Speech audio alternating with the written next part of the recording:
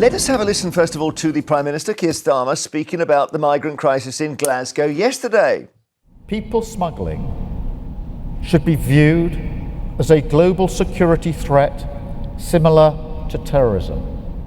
Now, as the UK's Prime Minister, it is my personal mission to smash the people smuggling gangs.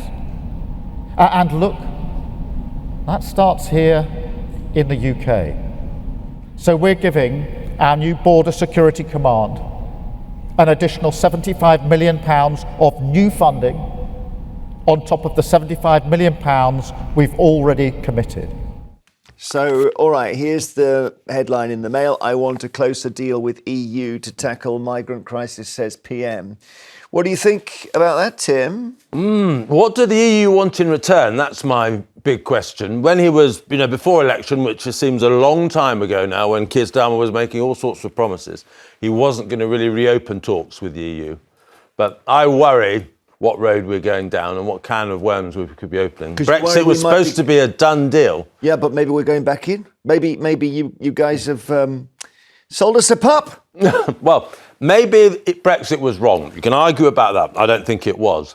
But Keir Starmer, before the election, was incredibly clear. He wasn't going to touch this. He said Britain had other priorities. We weren't going to get back in that mess of negotiations. We all remember how long it went on.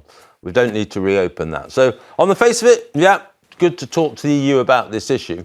But they will want something else. It's not just good, Tim. It's absolutely necessary. Or people trafficking, people smuggling relies on a network of essentially criminals who are able to bypass our systems in order to do what they do.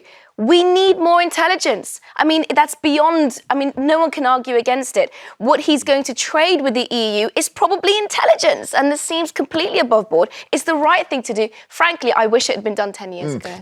This thing about we're now going to call it terrorism. Firstly, you've got to catch them first. It doesn't help you catch them to call it a different name. And secondly, is it terrorism? It's all very well bandying that word around. I don't see how that helps us at all. I think what Keir Starmer is sort of focused on, he in the summer, when we had the riots, he was very strong on them and very impressive. And I think he wants to carry that sort of lesson over to people traffickers. But I think I'm with you, Jeremy. Terrorism is a very specific, one of the worst things that, people do to our country. They terrorise us. This is different. And I think it's important to not blur the lines between different kinds of crime. If we don't take what he said to be, verbatim, like if we don't accept that it is terrorism and we take the sentiment out of it, I do get a sense of what he's talking about. Yeah. He's equivocating in a sense. He's saying it's for him as well. And I believe it. When I watch that footage, I believe him when he says he takes this as seriously as terrorism. Then I'll put in the counterpoint, which is this. It's no use using phrases like, we're going to start. You should have started months ago. You should have started the day before you won the general election. We've had record numbers since they came to power. Very harsh, Jeremy. It's been months. It hasn't been a full year. It's the number one issue for a lot of people.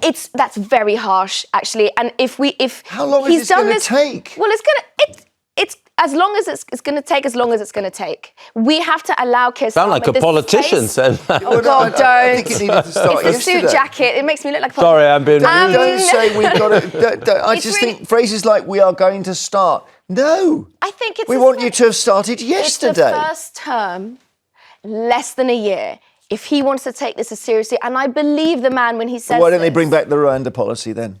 The Rwanda policy seemed to cause... because I think he wants a policy that actually works, Jeremy, so he's going to really work towards that, rather than having these headlines-grabbing things, rather than having these sort of things that make us feel like something's being done. I think speaking at Interpol as well, and talking about greater communication, it puts Britain's seriousness back on the map.